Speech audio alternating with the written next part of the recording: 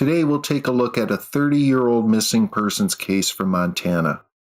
So, if you like this kind of content, please hit that like button and make sure you subscribe so you don't miss any of our content uploads.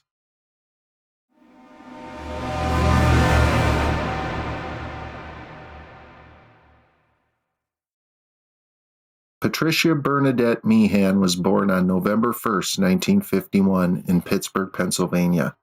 At the age of 18, she started attending Oklahoma City College to study early childhood development.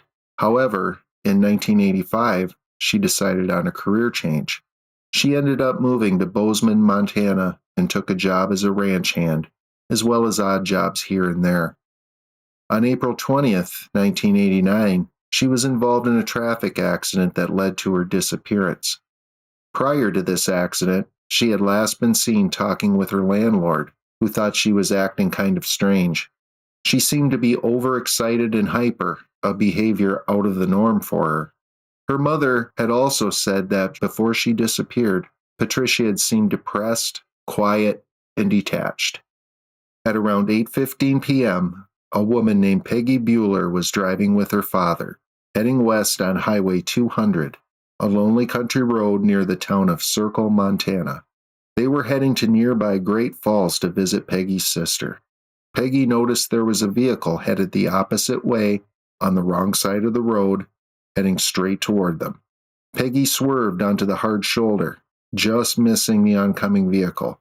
However, the woman driving the vehicle directly behind Peggy, an off-duty police dispatcher named Carol Heights, wasn't so lucky and collided head-on with the oncoming car. Carol thankfully was not injured in the collision and was able to walk away. Carol saw the driver of the other vehicle, a blonde-haired woman, get out of the vehicle and walk straight toward her. The woman walked up to Carol, stopping about an arm's length away, said nothing, and just looked straight ahead. Carol said it was as if the woman was staring directly through her. Carol thought this was very strange, and she was unsure of exactly what she should do. She assumed the woman was walking over to exchange insurance information and all the other things one would normally do after a traffic accident. After witnessing the crash, naturally, Peggy and her father walked over to lend assistance when the blonde woman, who has still said nothing, turned and walked toward the shoulder of the road, climbed over a fence, turned back, and faced the accident scene and continued to stare. Carol, Patty, and her father all later commented that the whole scene was eerie, like this woman was in a trance. After a few minutes of remaining motionless and staring, the blonde woman turned and walked into the huge empty field behind her, disappearing into the darkness. By this time, Peggy's father had told Peggy to drive into the nearest town to report the accident to the authorities while he stayed with Carol at the scene. The police soon arrived, and after a search of the surrounding area, they were unable to find this dazed and mysterious blonde woman. Within 30 minutes, police were able to ascertain the car belonged to 38-year-old Patricia Meehan of Bozeman, Montana, after running the license plate. Police showed a photo of Patricia to Carol, Patty, and her father, who each confirmed Patricia was the driver of the other vehicle. At this point, authorities were unsure if they were looking for someone injured, perhaps seriously, a mentally ill person, or a potential fugitive. Not long after, searchers with dogs found tracks from a pair of women's running shoes about 3/4 of a mile from the crash site. These tracks were the same shoe size as Patricia's, leading authorities to believe that these were indeed Patricia's tracks. Searchers followed these tracks until approximately 3 a.m., when the tracks suddenly disappeared into the terrain. At this time, the search was paused until first light on the 21st. Patricia's parents, Thomas and Dolly Meehan, immediately flew out to Montana and distributed 2,500 flyers of Patricia and putting her name and contact information all over the Circle, Montana area. They were concerned about a potential head injury due to her behavior before and after the crash, leading perhaps to amnesia. She had just walked off into the night with nothing but the clothes on her back. With no supplies, the terrain in the general direction she had traveled would eventually become quite rugged, and it would be very hard for someone to survive in that type of environment with no supplies, let alone someone with a potential severe head injury after a head-on crash. The search extended into the mountainous areas surrounding the crash site, using volunteers on horseback and ATVs, as well as helicopters. A number of abandoned coal mines in the area were also searched, but no trace of Patricia was ever found. Searchers combed the area by land and air for a total of 5 days. The only trace ever found were the footprints. Another puzzling fact is Circle, Montana is about 400 miles from Patricia's home in Bozeman. Neither the police or Patricia's family have any idea why Patricia would have been in the Circle area that night. Authorities began to believe that Patricia may have hitchhiked out of the area. However, they could find no one who saw her walking along the roads or anyone who might have picked her up. Another possibility considered was that she sought shelter in a hay truck which was parked about a half-mile from the accident scene. Some believe she either fell asleep or lost consciousness once in the hay truck. According to her mother, Patricia had become concerned about a bout of depression and had an appointment with a therapist on the morning following the accident in Bozeman. Back in Bozeman, as her family went through her belongings, they came across her camera. Developing the role, they discovered a self-portrait Patricia had taken in front of a mirror. Given the circumstances, it was a strange and eerie discovery to the family.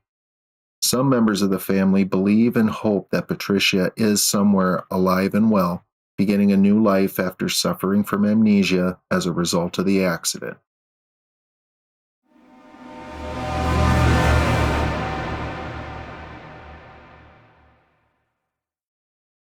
There have been over 5,000 alleged sightings of a woman matching Patricia's general description over the years, and we'll talk about a couple of these that the authorities believe are the most credible.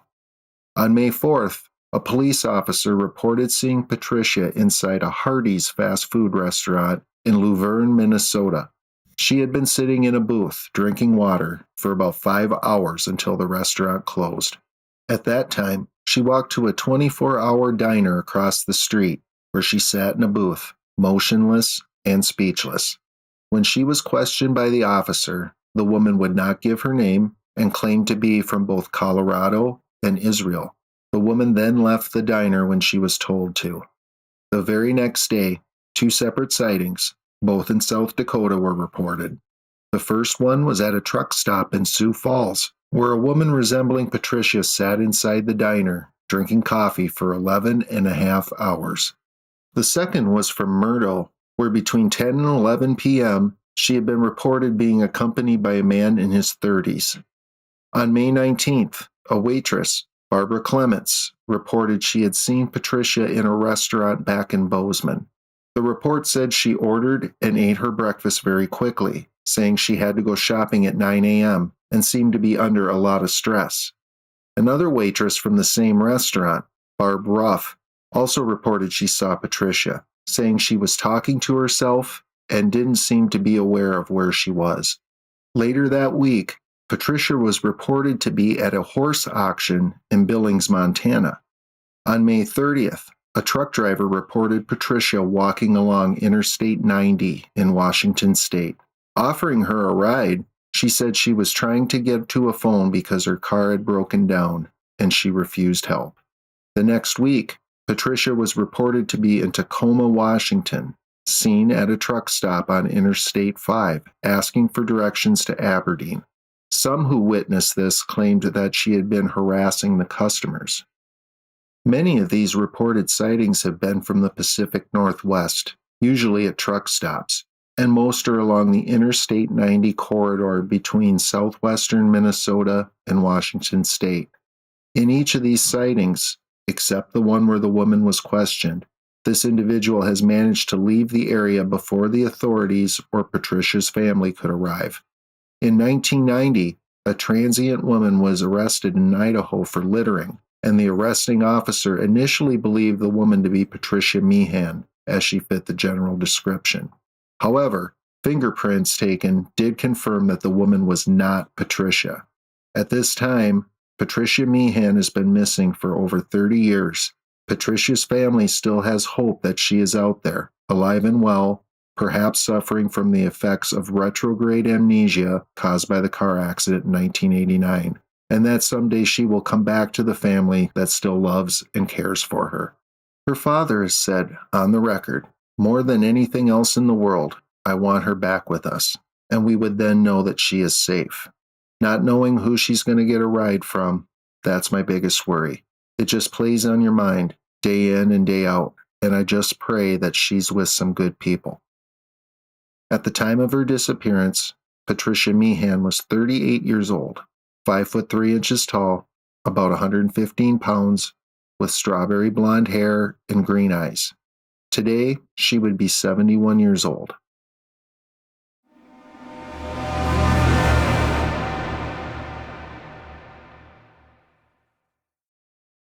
So, that's going to do it for this episode of the Sheldrake Files. As always, if you've enjoyed the video, please drop a like and make sure you hit that subscribe button so you don't miss any of our future uploads. So, for the Sheldrake Files, thanks for watching, and we'll catch you next time.